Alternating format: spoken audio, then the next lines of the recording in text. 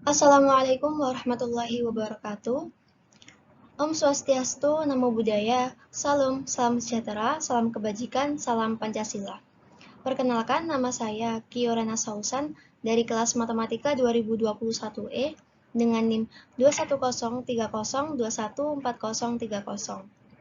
Pemirsa yang saya hormati, pada video kali ini saya akan menjelaskan mengenai ideologi Pancasila sebagai ideologi bangsa dan negara Indonesia.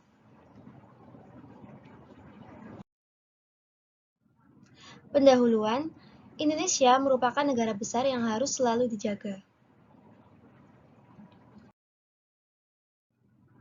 Indonesia merupakan negara demokrasi terbesar ketiga di dunia. Pada bidang biodiversitas, Indonesia terbesar kedua di dunia.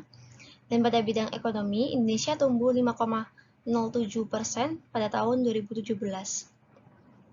Tahun 2025, Indonesia diprediksi menjadi negara dengan kekuatan ekonomi terbesar di ASEAN atau di urutan ke-10 terbesar di dunia.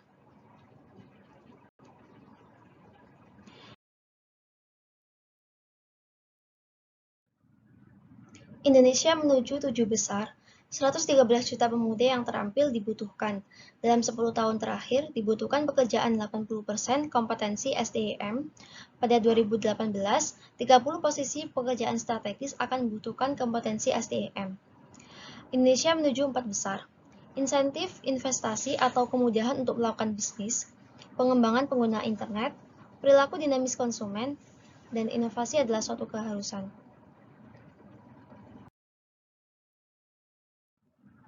Tantangan NKRI. Tantangan NKRI dari luar negeri, seperti invasi atau penguasaan wilayah, infiltrasi budaya dan ideologi asing, membanjirnya produk asing, dan membanjirnya tenaga kerja asing.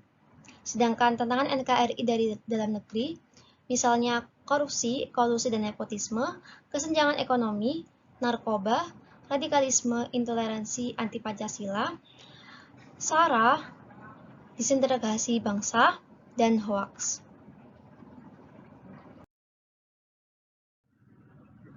Pemirsa yang saya hormati, pada bagian ini saya akan menjelaskan konsep dasar ideologi.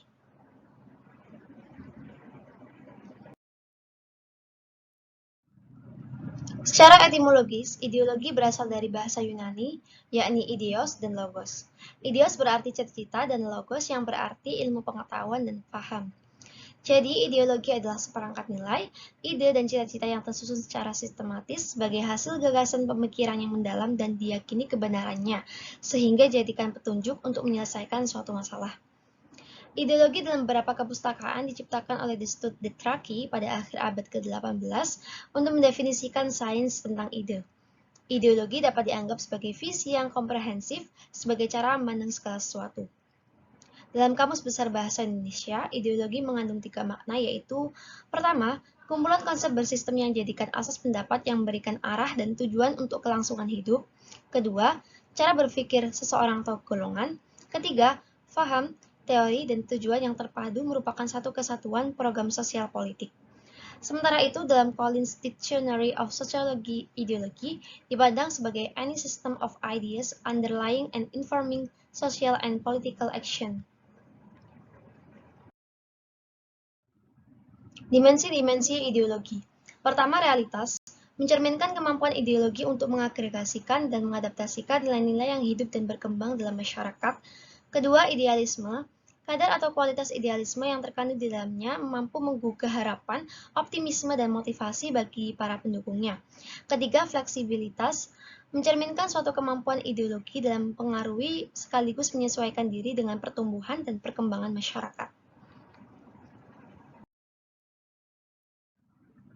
Dimensi-dimensi ideologi tersebut akan dapat dijadikan sebagai dasar untuk memberikan gambaran apakah ideologi suatu bangsa dapat bertahan atau akan lapuk dimakan zaman, yakni tergilas oleh kemajuan teknologi. Ideologi akan dapat berkembang dengan baik dalam sejarah bangsa apabila nilai-nilainya dijaga, dipelihara, dan diwujudkan dalam bentuk nyata dalam seluruh peri kehidupan bangsa. Pemirsa yang saya hormati, pada bagian ini saya akan menjelaskan ideologi Pancasila di tengah ideologi lain. Pertama, ideologi liberalisme.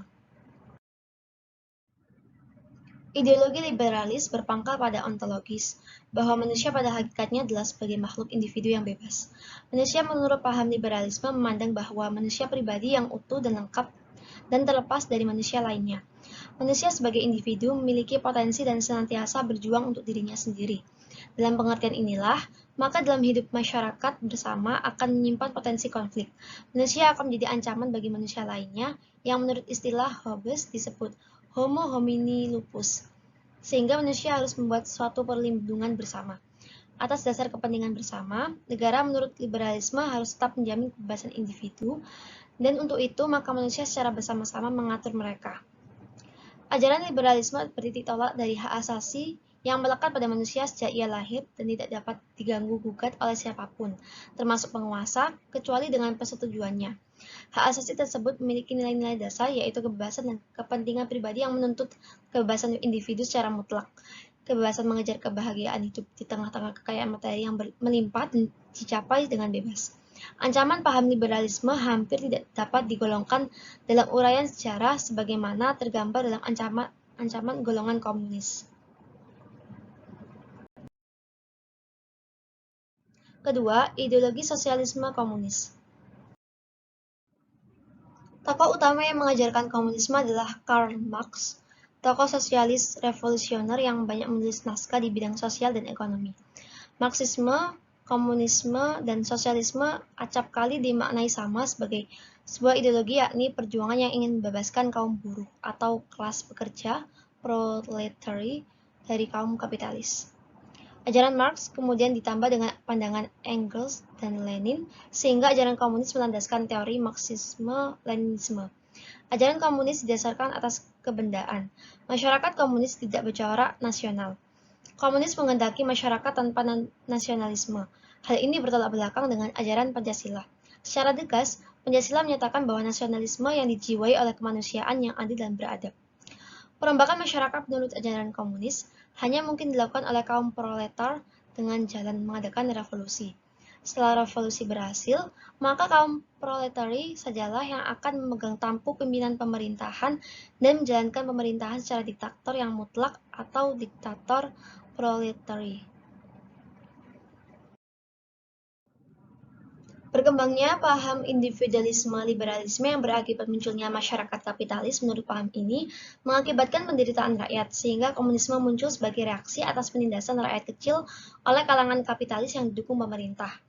Ideologi komunisme mendasarkan pada suatu keyakinan bahwa manusia pada hakikatnya adalah hanya makhluk sosial saja. Manusia pada hakikatnya adalah kumpulan relasi, sehingga yang mutlak adalah komunitas dan bukan individualitas. Maka dapat dipastikan bahwa menurut paham komunisme bahwa demokrasi individualis itu tidak ada, melainkan yang ada adalah hak komunal. Dalam masyarakat terdapat kelas-kelas yang saling berinteraksi secara dialektis, yaitu kelas kapitalis dan kelas proletari atau buruh. Walaupun kedua hal tersebut bertentangan, namun saling membutuhkan. Kelas kapitalis senantiasa melakukan penindasan atas kelas buruh atau proletari, oleh karena itu harus dilenyapkan. Hal ini dapat dilakukan hanya dengan melalui suatu revolusi. Hal inilah yang merupakan konsep kaum komunis untuk melakukan suatu perubahan terhadap struktur masyarakat. Ketiga, ideologi Pancasila. Suatu ideologi pada suatu bangsa pada hakikatnya memiliki ciri khas serta karakteristik masing-masing sesuai dengan sifat dan ciri khas bangsa itu sendiri. Ideologi Pancasila sebagai ideologi bangsa dan negara Indonesia berkembang melalui satu proses yang cukup panjang. Pada awalnya, secara kausalitas bersumber dari nilai-nilai yang dimiliki oleh bangsa Indonesia, yaitu dalam adat istiadat, serta dalam agama-agama bangsa Indonesia sebagai pandangan hidup bangsa. Ideologi Pancasila mendasarkan pada hakikat sifat kodrat manusia sebagai makhluk individu dan makhluk sosial. Selain itu, bahwa manusia menurut Pancasila berkedudukan kodrat sebagai makhluk pribadi dan sebagai makhluk Tuhan Yang Maha Esa. Pancasila adalah ideologi bangsa Indonesia yang digagas oleh The Founding Father setelah melakukan perenungan yang mendalam dan panjang untuk menyepakati Pancasila sebagai ideologi negara Republik Indonesia. Proses globalisasi yang terjadi dewasa ini telah membawa dampak yang luas dalam kehidupan manusia. Dalam bidang ideologi, kita melihat adanya dua kekuatan ideologi besar, yaitu ideologi liberalis dan ideologi komunis. Dua ideologi tersebut menjadi kekuatan dunia selama beberapa dekade yang dipelopori oleh Amerika Serikat dan Uni Soviet. Namun, dalam era globalisasi yang sedang berjalan ini, ideologi komunis tidak mampu bertahan. Hancurnya ideologi komunis disebabkan karena ideologi komunis dibangun suatu falsafat yang tidak universal. Konsep materialisme dan konsep sama rasa sama rata bertentangan dengan kodrat manusia. Berbeda dengan ideologi komunis, ideologi liberalis yang sampai sekarang masih bertahan didasarkan pada kebebasan. Namun, dalam perkembangan selanjutnya, liberalisme mengarah kepada individualisme, kepentingan hak-hak individu lebih ditonjolkan. Kebenaran Pancasila secara filosofis menurut Notonegoro terletak pada hakikatnya yang abstrak, umum, universal. Menurut Notonegoro, hakikat Pancasila adalah kelima nilai yang merupakan hakikat Pancasila tersebut berlaku bagi siapa saja, kapan saja, dan di mana saja. Sebab kelima nilai tersebut berdasar pada kodrat manusia. Menurut Notonegoro, hakikat manusia terdiri dari jiwa raga, individu sosial, makhluk pribadi, makhluk Tuhan. Kebenaran Pancasila secara religius bisa dilihat dari hakikatnya juga. Hakikat Pancasila yang terdiri atas 5 nilai yang berupa ketuhanan, kemanusiaan, persatuan, kerakyatan, dan keadilan yang tidak bertentangan dengan ajaran agama. Hampir semua agama mengajarkan tentang ketuhanan, kemanusiaan, persatuan, kerakyatan atau musyawarah, dan keadilan. Hampir semua agama secara logika, jika agama dianggap atau diasumsikan sebagai suatu kebenaran, maka Pancasila juga benar. Sebab hakikat Pancasila merupakan bagian dari ajaran agama, atau secara logika berlaku prinsip, jika yang umum benar, maka yang khusus pasti benar. Karena itu, Pancasila mengandung kebenaran secara religius atau paling tidak sila pertama.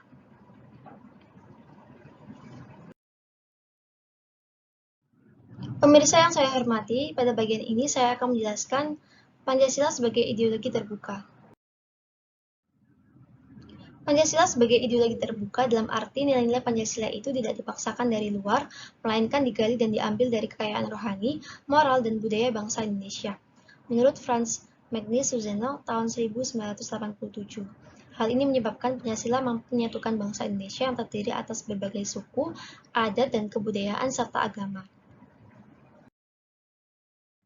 Dalam menghadapi globalisasi yang ditandai dengan persaingan dan tuntutan demokratisasi yang harus dilakukan bangsa Indonesia agar mampu bersaing dan duduk sejajar dengan bangsa-bangsa lain adalah meningkatkan kualitas sumber daya manusia, baik kualitas moral, kualitas sosial, dan kualitas intelektual.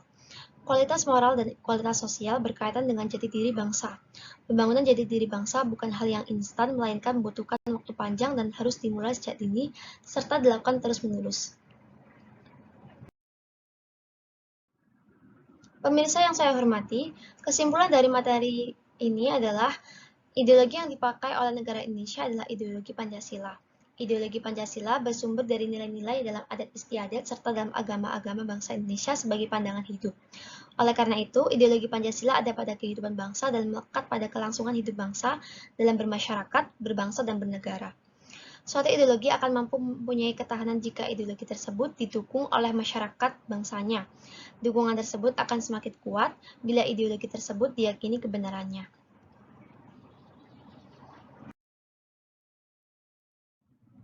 Materi ini diambil dari buku Pendidikan Pancasila oleh tim MKU Pendidikan Pancasila Universitas Negeri Surabaya tahun terbit 2019. Demikian materi yang bisa saya sampaikan, kurang lebihnya mohon maaf. Terima kasih dan semoga bermanfaat. Wassalamualaikum warahmatullahi wabarakatuh.